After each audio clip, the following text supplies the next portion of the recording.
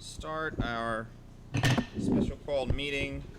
We have 5 trustees present. I understand that Trustee Costilla is walking in, so we have 6 trustees present, including Ms. Costilla. Ms. Halsey's not going to be able to join us tonight, so we'll proceed straight into the public meeting. Ms. Scrivett?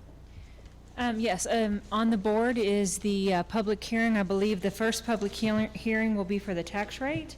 So just for clarification, the maintenance and tax rate is going to be reduced from $1.06 to 99 cents, and the school debt is going to go from 0.3541 cents to 0.3241 cents. And we'll open the floor if anybody wants to come to discuss the tax rate.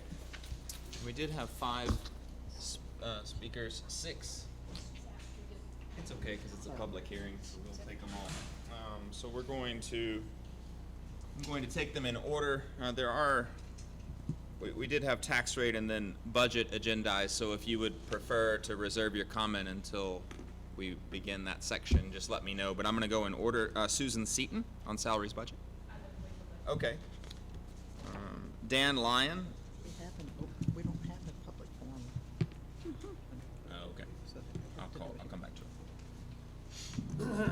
Thank you very much, President McLaughlin.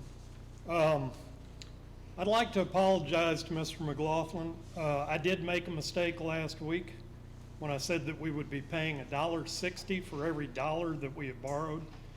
The actual figure is $1.43. Okay, I'd like to speak about the proposed $13 minimum wage for every school district employee. This artificial $1 per hour raise is unfair to everyone who pays taxes. No one disputes that SMCISD employees work hard, but so do the taxpayers. Central planning has grossly distorted teacher pay to the point that every teacher makes about the same wage, which tends to kill incentive. It would be wonderful if we had unlimited funds, but we don't. If we were to follow this arbitrary formula for bus drivers' wages, we would have an even more severe shortage at $13 per hour than that which we already have. I say that the board should not attempt to dictate wages, but instead allow the free market to dictate them. Let's remember, everyone is affected by property tax increases, either directly or indirectly. This includes those below the poverty line. The board is not being stingy or mean-spirited to any employee. The district simply does not have the money. I would like to thank the board for lowering the tax rate. However, my property valuation is up by about 19%. I live in a 48-year-old house. Tax rates are way too high, even at this lowered rate. So thank you very much. Thanks for your comment. Rodrigo Amaya.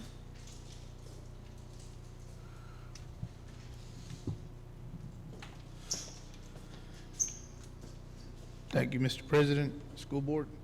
First off, I'd like to start by saying that this computer here, it's in the way, and it kind of prevents me from putting my material down. Just that was recommended by a speech professor that says this is not the way this is supposed to be set up, sir. The other thing I wanted to bring up was I was here the other day at the high school walking around for an event that was going on. I took a walk over here to this little area y'all got working on over here. There's a lot of cracks in the concrete. I dealt with concrete for 2 years, and I don't know if any of those structures that are going up were stress tested and passed, but it ain't even open and it's already got cracks. And what happens with this rain when it goes in there, it starts working on the base, and next thing you know, you got it collapsing. So I don't know who's not supervising that, but that's something that might be looked into, because that's millions of dollars worth of material. The other thing I wanted to talk about was, last time I was up here, I was talking to the superintendent about the incident where those 1,100 kids weren't fed. They skipped lunch. That's what parents came to me and told me. You know, I don't know what's been going on. I remember pastor came up here a couple school board meetings and asked about how that student got through the school with a gun, and metal detectors was something that he was trying to encourage y'all to use. My concern with this is this board is, you know, this community here is unique that it has that advanced law enforcement rapid response training facility up there. That's a facility that, if properly used, you might be able to handle these situations without them getting out of control. There's a lot of talent here. I just don't know why nobody's tapping into it and making sure that our kids are safe. So, thank you. For your comment, Harvey Jenkins.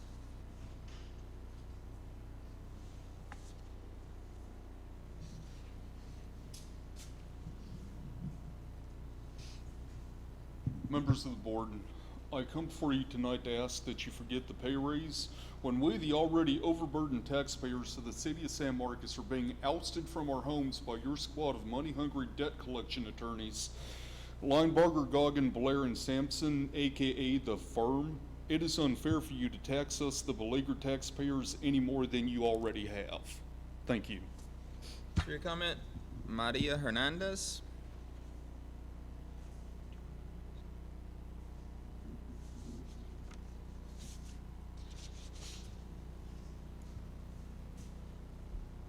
Good evening.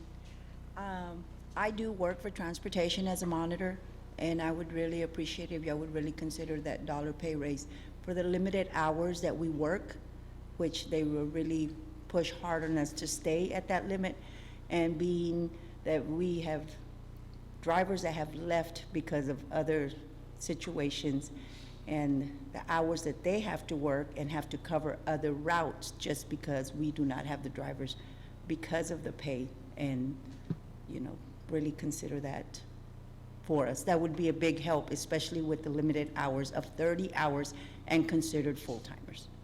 Thank you. Thanks for your comment. Since we kind of conflated these two hearings, Ms. Seaton.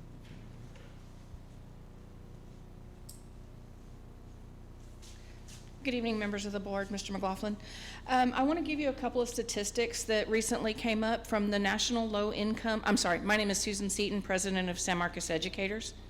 The National Low Income Housing Coalition put out new numbers for San Marcos this week. The average one-bedroom rent in San Marcos is $910. And in order to sustain and have a living wage that lets you afford that, they've determined that it takes $17.50 an hour in order to sustain a rent like that. For a two-bedroom, which is what many of our families need, it's $1,110 a month, which requires $21.15 an hour. They stated that the median income is $38,100 in San Marcos, and that the poverty rate is 30.4%. Again, this board and this district has shown the foresight to help our employees and to keep moving towards a living wage.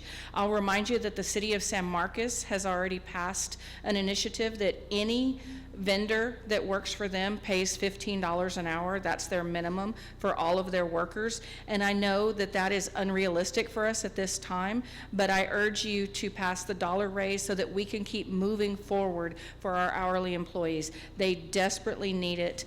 And it is what's fair, and it is what is keeping a lot of our employees here at this district, and we do want to retain them. So I ask you to please vote for the $1 an hour for these employees. Thank you. Thank you for your comment. Solomon Amadan.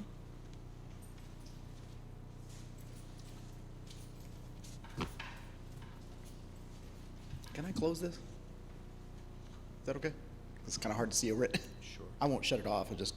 Hi, my name is Solomon Amadon. Good afternoon, and I'm also representing transportation. I understand that y'all have given us a lot of raises, and a lot of the hourly raises have been really great. The problem is that transportation is, because of the hourly, we have a 30-hour annualized check. We're basically allowed to get 30 hours, and if we get over 30, we're kind of penalized for that. And the problem is, at an annualized check, that means the check is split over the whole year, just like a teacher. It's the same. It's pretty much the same. But if we're starting at 16, if you think about it like split it over the whole year, after taxes, for example, after 12% taxes, for example, it's about $10. for a $16 an hour employee. So you can imagine the people like monitors, we're making maybe $11.50, maybe $12, or even crossing guards, we're making about the same. For them to even pay their bills, like for example, a monitor, pay period, if they're just making 30 hours, they're maybe making $400 a pay period. So that's $800 a month. You can imagine for example, what Ms. Eaton was saying about the rent in San Marcos is it's almost impossible for them to pay their bills. And a bus driver, for example, who makes a little bit more, starts out at 16, bless you, they can maybe make from 6 to 700. Now take this into account that they are not getting, that's if they get the free insurance, if they're not paying for insurance, and if they don't have multiple other bills that they might have, child support, other rents. It's also very difficult for a bus driver or monitor or many of the other employees that work in the district that, for example, that are not teachers, to get a second job because of the way the hours are. It's hard to work in between, and it's hard to work because you can imagine you get out at 5, you're gonna get another job at 5, stay till midnight, then you got to get up again at 5 in the morning and go to work. It's impossible. Some people do find something in between, but on average, it's very difficult. I'd say the majority of the hourly employees, for them to be able to succeed. I, for example, at one point lived in the Twin Lakes Villas, which at one point cost me $399 a month, 2-bedroom. It's about as big as a Barbie house. I moved up to Bracewood Circle, and now I've actually bought a house, which we had to do because every month the rent would go up, $40, $50. I mean, I'm sorry, not every month, every year, excuse me. It would go up every year. And it was getting to the point where we were like, we might as well just try to find a house and save some money if we can, which is also very difficult.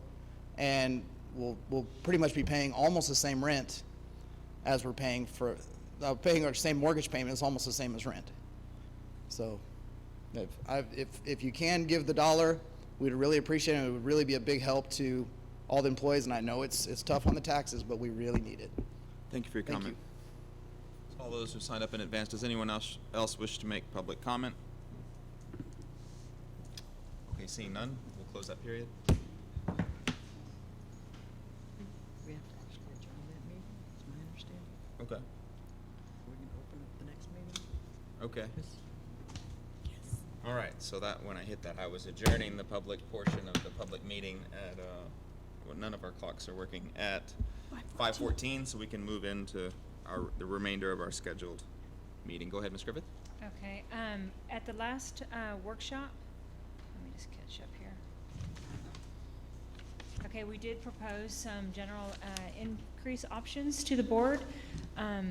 So in your packet that you will see, I did only put 2 options because that was what I thought that the board wanted to see. However, I do have a printout of a base option and along with this sheet also in the event that the board wants to go another way.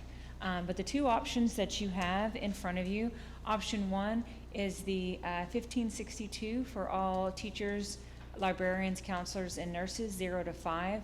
Then for 6+, it's $2,113. All administrators would get a $2,013 raise. Paraprofessionals, clerical, and manual trade would get a 50-cent increase per hour. And that's also included the TRS addition, and also the $11 for insurance. I don't know why my mind is slipping tonight. Option 2 is the same for teachers and administrators. The only difference is the dollar an hour raise for the paraprofessional, clerical, and manual trade positions. Do you have any questions as far as additional information before we take a motion, Mr. Arredondo? Oh, I'm sorry, I don't have a question. Okay, I'll come back to you. Any questions for data or additional information from any of my colleagues? I have one.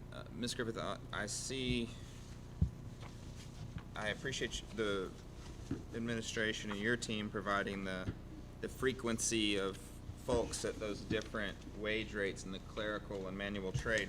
How many, but what I don't know is how many individuals are in both options, scheduled to receive the 2113 for all administrators. Do you know how many administrators we presently have in that category?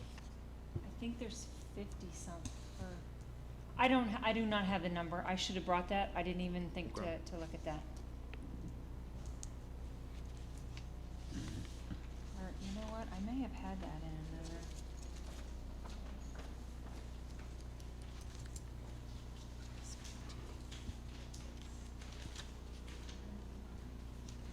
$125. It's on the general pay increase. I'm sorry. Okay. Okay, if you look at administrators, under count, there is 125. 125, okay. Which page were you looking at? If you'll go, in your packet. They're not numbered. I don't think she gave. Okay. Let me go ahead and, this one is the base option, but the second page is that. Oh, okay. Thank you. Oh, from last time. She's giving it to you. Yeah, it's from last time. I included. Okay, Thank you. thank you. I remember seeing this.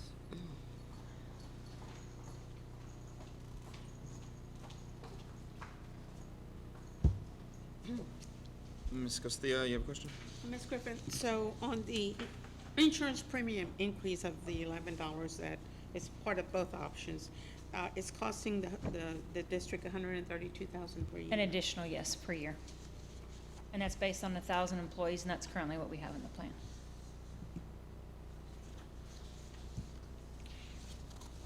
What is the cost currently for that amount? Either per person or, So yearly, it's gonna go from $4,404 to $4,536 per employee. It's gonna go to what now? So it's going from, 4,404 to 4,536 Per employee. yearly. Is there any other information that you No, have for us? the other stuff that I have, I wanted to tackle at a separate, to explain it better to the board. I'll entertain a motion. Mr. Arredondo? Thank you, President McLaughlin. I'm going to go ahead and move that the board adopt the 2019-2020 budget as presented by staff, utilizing option 2 in regards to salary and benefit increases. I'll second that motion. We have a motion and a second, so we're open for discussion. Anybody have comment or concern or additional question with regard to this motion for option 2, which is the teacher raise as mandated, administrator raise at $2,113 per individual, and hourly rate increase of $1 per hour? Ms. Hanson? For the past several years, we've passed a budget that doesn't meet our revenue with the idea that we would catch up. And I think it's built up now, especially with what happened with the legislature, that we're gonna be close to 8 million in the red. And my concern is over the next few years, we'll run out of fund balance because, of course, people are gonna wanna raise next year. I don't blame them. And I don't know how we'll make up for this, other than cutting staff services, or if we'd have to have a large increase in students, which I'm not sure that that's gonna happen. So I have some real concerns about passing a budget that's this much over the revenue. Ms. Castillo? To some extent, I agree with Ms. Hanson, and this is, it's hard because I understand more so that it's always, in my opinion, it's always been that our lowest paid employees are the ones that have the least. And so that's very disturbing for me because I've lived in many years ago in that part, and I understand that. how we can catch up, I don't know. Ms. Griffith, I'm looking at this right here. So right now, I'm looking at the reductions that y'all implemented. So this was taken off what was shown before. So we're saving over 14,000, is that correct? Yeah, we had, I think, a little bit more in there also from some of the salary cuts that we made. So But the we did deficit- have to add some because we opened Rodriguez. So the deficit was more than 5.9 million, or the five, is this what it's showing, than what it is here? And I see where Ms. Hanson is coming from, and I think we all understand that. And I understood from the last time that we're looking at recapture possibly in 3 or 4 years. Probably, yeah, 3 years, yes. We got how much millions, what was the amount we got from legislature for these teacher raises, 4.9 million? That 30% was supposed to go for that. Well, yes, according to their calculation, remember when it's the additional revenue that you're receiving per student. So in their calculation, it was a little over $4 million. So they're allocating a portion of that, and they're saying that must go to teacher raises. So we're implementing, the options are what we need to give the teachers according to what we need to do, plus which is only fair that our rest of our employees get some portion of an increase, or whether we give that, and I'm not saying that we should splurge, but whether we give that, we're still going to be at how much is the difference if from the 50 cents to the $1 for those employees? What is the difference that we would be saving? I think it looks like about 400,000. That's, of course, that's reoccurring cost that comes in, that's embedded there for every year. So we're now down to basically 6 million that we're gonna be on the red. In prior years, up to this past year, I'm sorry, maybe other ones wanna ask questions, I don't wanna take the whole Mr. time. Arredondo has a question, but you can complete your. Okay. In other prior years to this past year, we've always have been able to lower the deficit, because I know that for the past 3-4 years, we have approved a deficit budget that to some extent it's been, at the end of the year, it's come out even, with the exception of this past year. Am I Yes, understanding? and that was because I did over-project revenue Right. for the tax portion, and so we will not be getting that. Well, you were not as conservative as you had been in Yes, prior I years. was, I remember yes. that, and I appreciate that. And I'm hoping that maybe this deficit will be able to come down some when we finish the year. Maybe not to the extent that we want it to be, but will come down some. Our goal is to continue to look at ways to trim the budget and to make cuts even after the budget is done, and hope that we're going to reduce that amount, and then also hopefully once we get our finalized numbers for the appraisal numbers, and also when we get the final complete bill from House Bill 3, hopefully I'll have some better news to bring back in an amendment to y'all in August. Well, I'm going to close with just saying that it's always been that our lowest paid employees are the ones that come out making the least, and they don't make much to begin with, and I know a lot of people that fall in that category beyond the individuals that spoke. And so for me, it's very disheartening and very disturbing that those employees are the ones that have the least. They already have the least, and they're gonna have the least with whatever amount this board decides to go with. So I do care and am very concerned about that. Mr. Arredondo, you have a question? I don't have a question. I just wanted to follow up on some statements that my colleagues have made, and I appreciate their comments. I too was concerned coming into tonight's meeting, a justification for approving a budget deficit of this size. And so I went back and looked at several board books, really the June board book for every year since I've been on the board since 2015. And the projected fund balance in June of 2015 was a little bit over $28 million. The projected ending fund balance in June of 2016 was a little bit over $28 million. June 2017, $27 million. June 2018, $45,644,000.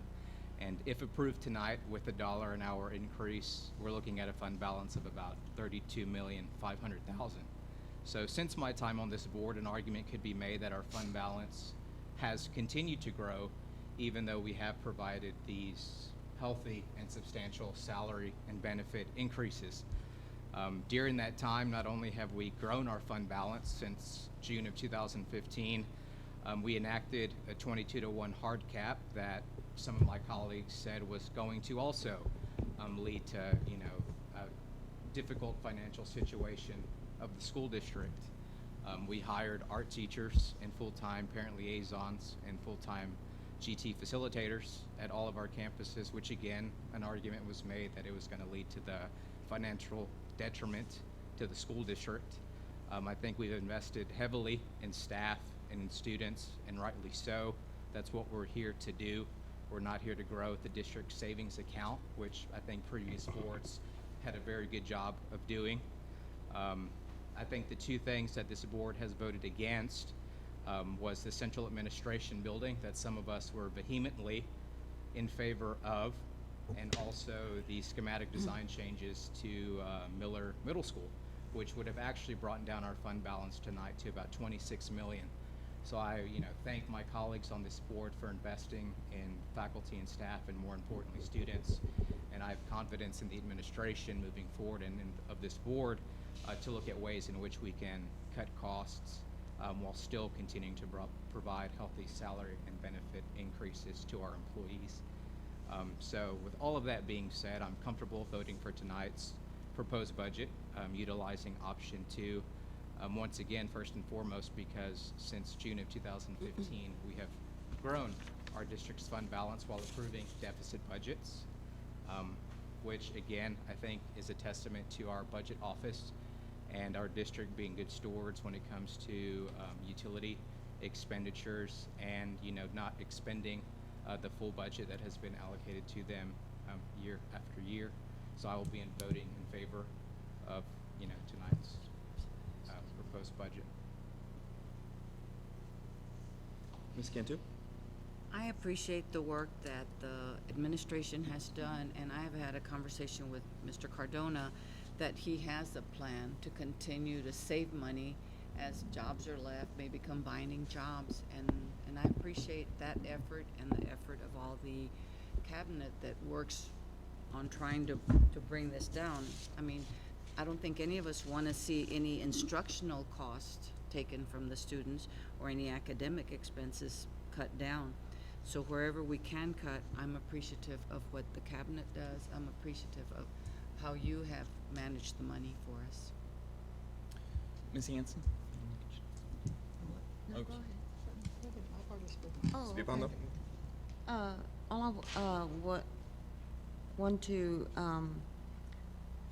agree with everything that's been said so far, and also to add that we've also, in the past, even though we've had this deficit and all, we have been able to, on the INS side, have defeasements. And so that's a credit to the staff that even though we're having a hard time, that we're able to pay back some of that debt service. Ms. Hanson? Ms. Griffith, has the Central Appraisal District given you a date when they're gonna have our final values? Because I know right now they haven't even scheduled all the hearings. They have to, by law, they have to give them to the district by July 25th. Interesting, because I called today and I haven't even gotten a hearing scheduled. So that'll be, thank you. I got mine scheduled for July 8th. Came in the mail today. They haven't They just came given in me the mail. anything yet. I agree with a lot of the comments of my colleagues, and first of all, want to point out how narrow, and there's really no dispute here as to what we're doing. The bulk of the additional expenditures in our budget, to the tune of $2.5 million, were things mandated upon us by the same House bill, which gave us increased revenue, and the district then found about $1 million of savings without the discretionary items we're considering tonight, and then we're giving $250,000 of that back for administration raises to keep in line with the teachers, which I understand the rationale behind. And then we're giving 400,000 of that back with a 50-cent raise, and then presumably another 400,000 if we were to do the dollar. So it's a pretty narrow band, and everyone here is supportive of increasing the pay for the hourly employees. A 50-cent raise is somewhere between 3 and 4.5%, depending on the rate earned by that particular employee. And we know that everyone in the district, is working hard and doing their job, and they all contribute to what we do. So I would love theoretically to do the dollar, but faced with a deficit and a change in fund balance of $8 million, I just don't believe I can responsibly do that with the revenues we have, because we're going to have other budgets and other things coming in future years, and we're going to be expected to continue to provide increases for staff across the earning spectrum. So just faced with this sort of number in the red, I just can't comfortably support the dollar increase, because we just frankly don't have the money. I'm happy that we can do that. I believe we don't necessarily have the 50 cents, but to keep everyone in line with the rising water wages and to stay ahead of inflation, I think we have no choice in order to keep quality folks to do that, and I want to do that, but I just don't feel going to a dollar is responsible. I agree with a lot of what Mr. Arredondo said. I think we were on the same side of almost all those fiscal votes, and I do credit administration for good fiscal stewardship, but also we were in a sweet spot of increasing revenues without falling into recapture, where our revenues were outpacing our expenses because of the huge growth in our tax base, and those days are over. So when we were putting money back in fund balance, despite giving raises and despite adding positions that helped education in the classroom, that was a very fortunate budgetary situation, which we're not going to see again. So if we spend if we continue to spend this fund balance down at these projected rates, I have grave concerns about what's going to happen in 2 or 3 or 4 years unless the legislature makes some further change, which I don't have a ton of hope for. So I look forward to working with all my colleagues to figure out a way to lessen this red, both this year and in years moving forward, but on account of the very intimidating numbers before us, I can't support the dollar. Are there any other comments or questions? If not, we have a motion and a second to accept option 2 as proposed. So we'll call for a vote. All in favor? 4. All opposed? 2. Motion carries. All right. Okay, the next item that we want to talk about is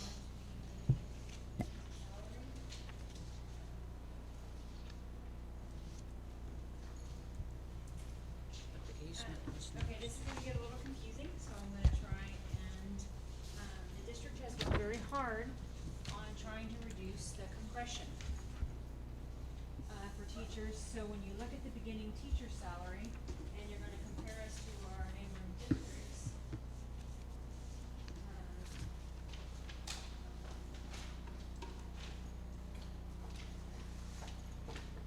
okay, you'll see this really affects step 0 and step 1. So when you currently look at it, the proposed rate of $50,000 is a teacher starting salary. If you look at that, this everyone gets the raise, so you'll see that everything moves up. But you're going to see, if you look on down that column that says "or" on it, you'll see the difference between the steps and the pay grades. That's what we have been working to minimize over the last couple of years.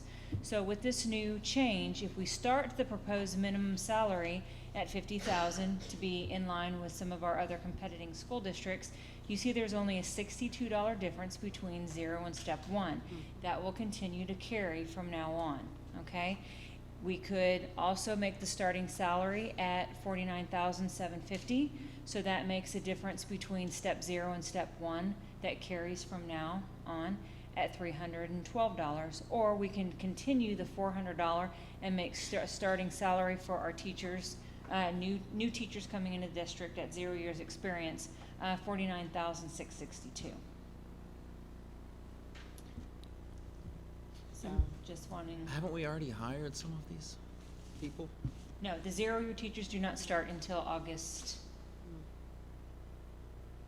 14th, 15th? When do we recruit them? Since we've been recruiting, but we have not published the teacher starting salary because they have not been approved yet. All right. Ms. Hanson? So, which one was figured for the budget? I'm sorry? What did you What use to salary was calculate? figured for the budget we just proposed? we At approved? 50, at 50,000. For 50,000, okay. So it would be adding if we went up to any of the others to, Right, I'm just wanting, I just want the board to be aware of, right now it's $50,000, but you'll see that the difference is $62 from between first to zero the and step one, one, yeah. which carries from now on. So we just wanted the board to be aware of this, because this is where it starts. Or we could drop it back to $49,662.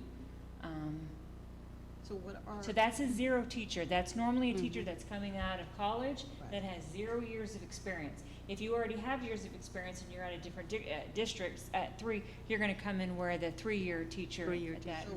This only affects your 0-year teacher, What do the surrounding districts have? all over Yeah. the place right now.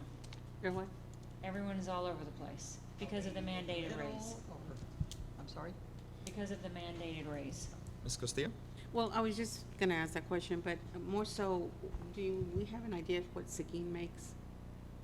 I think that we were trying to look at it earlier today. It's that they're aligning around 50,000, right? Like us as well? I know that the base, the tax rate base is a lot higher in Kyle, so I know that. But Seguin is probably more comparable to us, so if they're right at around 50,000 too, is that what you're saying?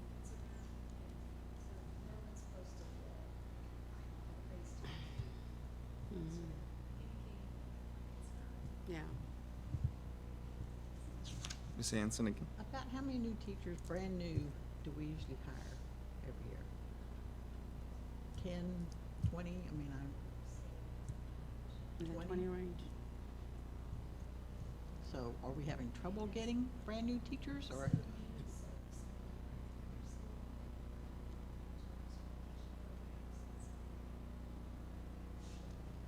Do we have difficulty getting new teachers? I mean, unless it's just like a specific area, especially at our math or science.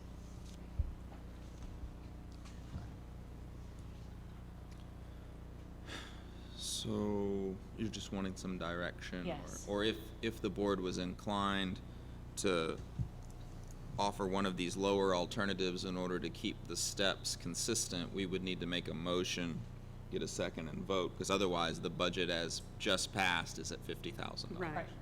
Okay, I think we all understand. I'll entertain a motion if anyone has one. So Go ahead, Ms. Hanson.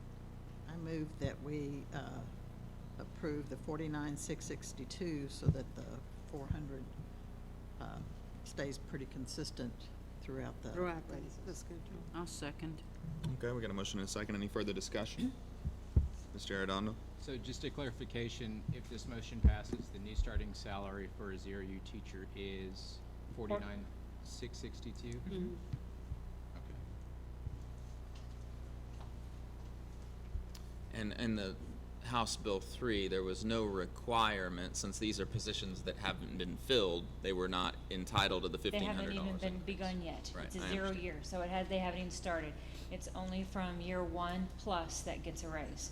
So Okay. our current rate for a 0-year teacher is $48,500. When they get the raise, their new annual salary would be $50,062.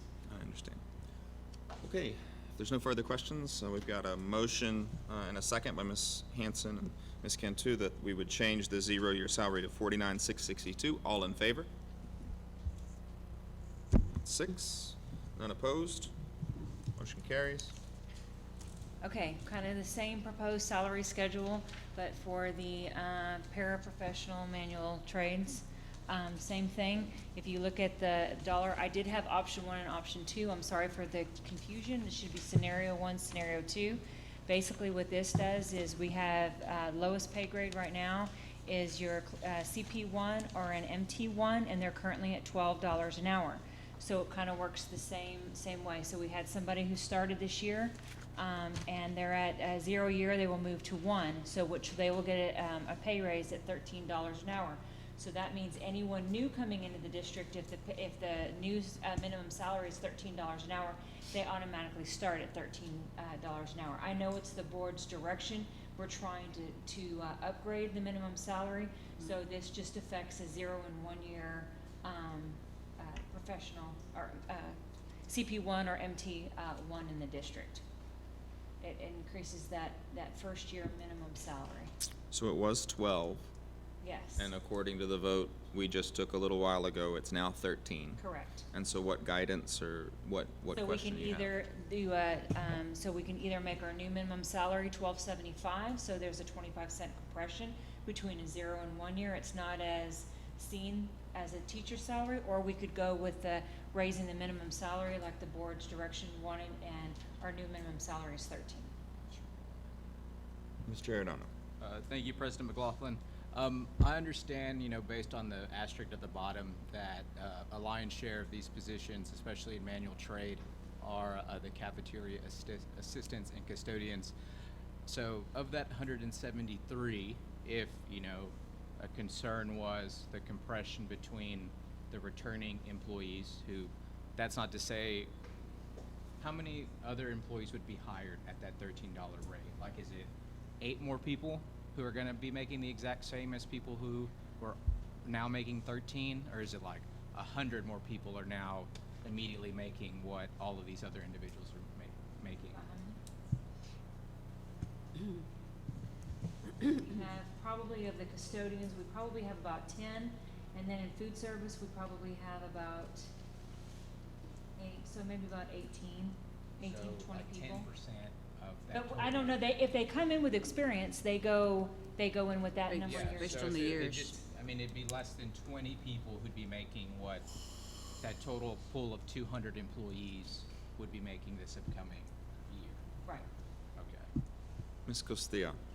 So you mentioned almost the same thing with the teachers. In order to get to the extent that we're with the compression, that we're working at that compression, you're saying that, or am I understanding that there needs to be a difference in that? Normally, we do keep a difference, but I know that on the manual trades and the paraprofessional, it was the district's desire to get that minimum rate up. So I just wanted that for clarification so that everyone realized that yes, it brings everyone up, and if that's gonna be our starting salary coming in. So that means anyone coming into the district, that's our base starting salary will be 13. Mr. Arredondo. Thank you, President McLaughlin. I guess the only remaining question I have is if there's a custodian or a cafeteria assistant who's been with the district, say 5 years, then they've received every percentage or dollar an hour increase that has been approved by this board in that same 5-year period. So Correct. that's not to say that they've been here with us and they're making $13 an hour. They're making whatever their rate was plus. The dollar, yes. Okay. So again, if a concern would be, I know, one of the cafeteria workers who's been here since I've been in school, they've been receiving raises accordingly that entire time. Correct. Okay. Well, but only the ones we give, right? Or have they also been moving up a scale? We've been moving them up. Every year when y'all give, that y'all been doing this and giving raises, remember everyone you took your current salary and they added $1 to try and keep the compression from, oh, well, the new salary is going up, but I'm getting closer to the bottom again. We were trying to move everyone up proportionately. Same thing that we're doing now. It just affects like someone who's been here a year versus someone who is brand new coming in. You could make the same amount. You will be making the same amount of money. I understand that, but last year we gave $1 as well. Yes. So does that mean 2 years ago, someone in MT1 was making $11, then we gave $1, and this past year they made $12, and then we gave $1, and so next year they're gonna make $13? Am I understanding that correctly, or is there Yes. additional movement? Yes. Yes, there's Yes. additional movement, or no, it was 11, 12, and 13 flat? It was 11, 12, and 13 now. What if they're doing a particularly good job? Do they just move up to MT2, or are they stuck only at that rate with no opportunity for an increase? It all depends on your job position. They would get promoted, presumably. Yes. If Okay. you get promoted, then you move from a CP1 to a whatever pay grade that you're moving to, same thing as an MT. Okay, I understand. Any other, Mr. Ardon? Sorry, one more question. So it's a safe assumption to make that those 173 employees in MT1 are not all making $13 an hour? Correct, I'm not sure Because though. they're all making whatever they've been here for. It's just a hiring schedule that we're talking about. Yes, but I'm not sure how many were close to that when we started this, that they were close to it, and so they may just be a little bit over, like the $12 now. So if they're like at $12.12, they'll go to $13.12.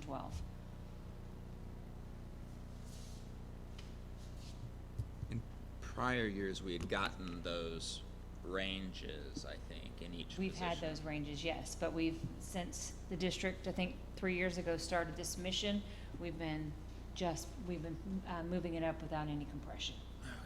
Ms. Hanson, you have another question? Yes. I'm just trying to understand, if I come in as manual trade 1 this year, brand new, and make $13 an hour. Yes, And then down at the bottom it says there's no difference in pay from step 0 to step 1. right, so I may have come last year at this time, and I'm currently making $12 an hour. I've been with the district for a year. I'm gonna get the dollar raise. I started in last year at 12, I'm gonna get the dollar raise. So I'm working, I'll be making 13. You come in today, I've been here a year already, and I'm making I'm making 13, so 13. you're gonna come in today, you're also gonna be making 13. Okay. Mr. Ardon? Sorry. So we've been approving $1 an hour increases for the last several years. Under that same exact scenario, though, if we had approved 50-cent increases consecutively, I would still be making as much as someone hired today, taking into account that I've been here for 2 50-cent increases. So if Yeah, we the first started year- at 11, Right, and we approved 50 cents, and I was at 11.50, and then we got to 12, so 2 50-cent increases. That 0-year MT1 position would still be making $12. So unless we did something different, that position is, I'm always gonna kind of match what those new employees are making. Yeah, unless for the we last- say, yeah, that would be we're for the last- approving yeah. a raise for current employees and nothing to the hiring schedule. That'd be the only way Right. that person would not always be getting caught up with the new hire. correct. Okay. Ms. Castillo? Okay, the only negative that I see here is that we need to attract employees at a better rate, which will impact somebody starting new and somebody being there 1 or 2 years. Yes, it's a catch-22. It's, as Yeah. you're trying to build the district so we have higher pay, it is rewarding. It's rewarding to the people that are here, but then someone else can come in and make the same amount. But it's because the district's initiative is trying to raise that minimum salary to a certain point. And I believe we Look- talked 3 years ago, we were trying to get to $13 an hour. Sorta. We just don't have initiatives from year to year, you know? We just are what a future board would want to do next year might be Right. different than what the board did this year. So we don't have as an organization, we can't Right. really form those. at Well, least. this was like a similar situation with teachers that we had discussions about. Remember, teachers, brand new teachers coming in and then somebody being here 3 or 4 years, and they're basically maybe $50 difference or whatever. And I think that's where we've been, and now we're here in this situation with this, and, you know, like you said, we're a catch-22, because, I mean, if we're trying to attract employees, you know, we need to attract them and keep them, Yes. especially in this category, and at a higher rate rather than what we've got, but then it's unfair to the ones that have been here before. Right, so I just wanted to point that out to the board and make sure that y'all are aware of that and how y'all wanted to proceed with that. Did you need a motion? If No, we no. want to change, or if we do nothing, it's going to be $13. So if someone's inclined to make it $12.75, then they could make a motion. We could Otherwise, vote. let's leave it as is. Right. And we're good. Is there any motion? Okay, seeing none, Okay. we'll move on. I believe that's it. What about the easement? Still have the easement, yeah. Oh. We're to the Five. I forgot about that. Okay, next item on your packet is for the easement. As we're doing the additions to Miller Middle School, there is an easement that goes through that provides the utility service through the property so that we can have utilities.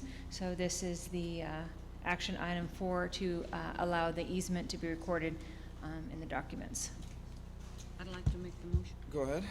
Make the motion that we approve the attached easement to the city of San Marcos for Miller Middle School. Okay, we have a motion. We have a second? I'll second. Okay, motion by Ms. Cantu, seconded by Mr. Arredondo. Any discussion? Ms. Hanson? We don't already have an easement with them?